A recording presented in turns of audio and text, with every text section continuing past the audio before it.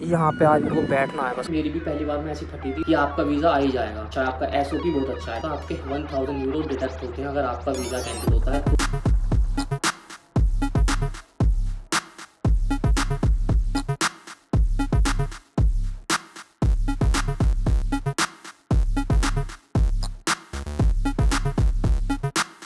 तो भैया अब तक मैंने आपको जो साइट दिखाई है ना, मतलब कॉर्पोरेट जो भी देखते हो आप पुरानी वीडियो में, मतलब मैं ऑफिस में बैठा हूँ अच्छे खासे, तो अभी मैं एक साइट दिखा रहा हूँ। आज मेरे को यहाँ पे मिली है, सेकंड टाइम है मेरा। फर्स्ट टाइम 4 घंटे की थी इसलिए मैंने शूट नहीं कर पाया, बट अभी दिखाता हूँ बाहर का नज़ारा। ठीक है, तो ऐसी जगह भी आना पड़ता है भाई, मतलब दिखाता हूँ। पहले ये कैबिन बाद में दिखाऊंगा और पहले बाहर का दिखाता हूँ। तो भाई ऐसा कुछ नज़ारा, कबाड़ा ये ऐसा कुछ पड़ा हुआ है यहाँ पे, और ये देख सकते हो आप। यहाँ पे आज मेरे को बैठना है बस खाली, और ये कैबिन तो ये मेरे को सिर्फ कवर करने के लिए भेजा गया है। मेरा यहाँ पे कोई, मैं डेली शिफ्ट करता नहीं हूँ यहाँ पे, तो ऐसे कुर्सी वुर्सी पड़ी है, तो 12 घंटे की शिफ्ट है ये। तो मेरे साथ एक बंदा और है, वो शायद मेरे ख्याल से ब्राज़ील वगैरह का है, वो गया हुआ है कहाँ पे खाना वाना लेने। मेरी मतलब 7 बजे से शिफ्ट थी यहाँ पे, बट मेरे मैनेजर ने मेरे को लेट बताया क्योंकि मेरे को शिफ्ट कवर करनी थी, कोई आ नहीं रहा होगा बंदा, तो मेरे को पैसे 7 बजे से मिलेंगे। लेकिन मैं अभी जो टाइम है, अभी टाइम 10, किसका फोन है यही दिखा देता हूँ, 10 बज रहे देखो भाई अभी। ठीक है, तो ऐसा भी होता है जब आपको आपका मैनेजर शिफ्ट कवर करने बुलाता है। सिक्योरिटी में मेरी कंपनी में तो होता, मुझे आप मतलब बाकी कंपनी का नहीं पता। तो यहाँ पे आकर जैसे मैं 7 बजे की शिफ्ट है, मतलब मेरे को 3 घंटे एक्स्ट्रा मिले हैं, तो अच्छी बात है। बाकी मिलते हैं आपसे थोड़ी देर में। देखो भाई ठंड देखो कितनी पड़ रही है, ये जम रहा है, ये पानी जमा हुआ है देखो यहाँ पे, इतनी ठंड पड़ रही है यहाँ पे इस टाइम। तो भाई आज देखो क्या हो रहा है मेरे साथ। मेरी साइड थी जो कंटेनर है अंदर, जनरेटर हो गया खराब, तो आज देसी जुगाड़ कर रहे हैं। ऐसे याद आ रही है जैसे इंडिया में आया हूँ। मुझे नहीं पता मेरे साथ ही क्यों कैसी बकरी हो रही है, प्लान नहीं था, मतलब मेरा शिफ्ट भी नहीं था, और एकदम फ़ोन आता है मेरे मैनेजर का, मैं आ गया और यहाँ के देखा यहाँ पे लाइट नहीं कुछ नहीं, और आज -60 डिग्री है। फाइनली जनरेटर ठीक करने वाला बंदा आ चुका है, और इस आग ने ना बहुत हेल्प करी है मेरी, बहुत। नहीं आज तो मैं जम जाता कतई।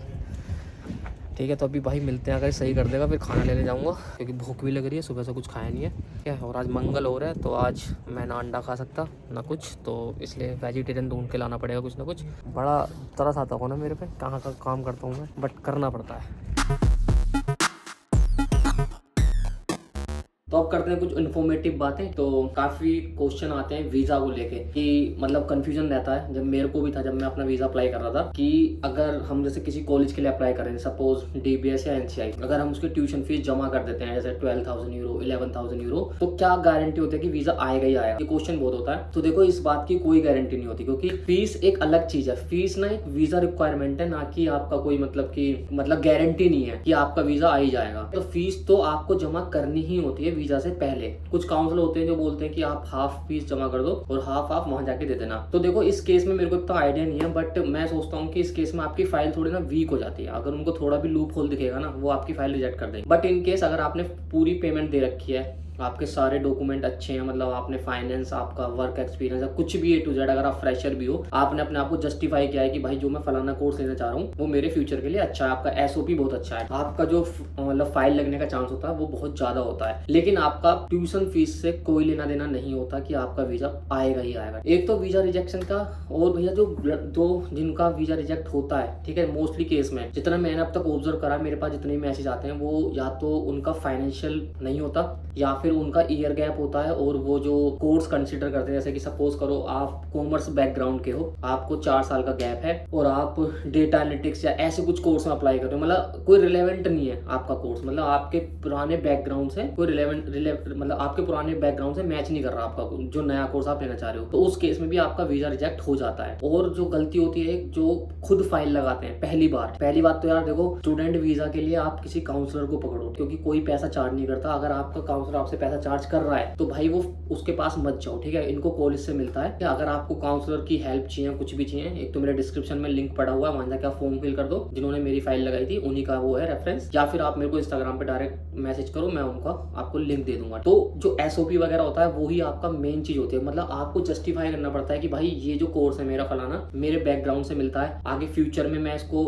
हेल्प करूंगा। मतलब हमें एसओपी पे ना बड़ा चढ़ा के दिखाना पड़ता है, और एसओपी में हमें ये भी बताना पड़ता है कि हम वहां पे बर्डन नहीं बनेंगे। मैं वहाँ इसलिए नहीं आ रहा हूँ कि मेरे को जॉब ही करनी है। इस तरीके से SOP बनाया जाता है, ठीक है। एक तो ये रिजेक्शन हो गया। दूसरा क्वेश्चन जो होता है वो ये होता है कि अगर बाई चांस आपने पेमेंट कर दी और उसके बाद आपका वीजा हो गया रिजेक्ट, तो उस केस में एक भाई का मेरे पास अभी मैसेज आया था कुछ टाइम पहले, तो उसने बोला कि भाई मेरा काउंसलर बोल रहा है कि आपको फुल पेमेंट वापस हो जाएगी। देखो भाई, मुझे नहीं पता आपका काउंसलर आपको क्या बता रहा है क्या नहीं, बट जो पॉलिसी है यहाँ की, आपकी वेबसाइट पे भी लिखा होता है, कॉलेज की DBS की वेबसाइट पे तो लिखा हुआ है कि जब आपका वीजा रिजेक्ट होता है आपके 1000 यूरो काट के आपकी जितनी भी फीस होती है वो आपको दे दी जाती है, ठीक है। ये रूल है।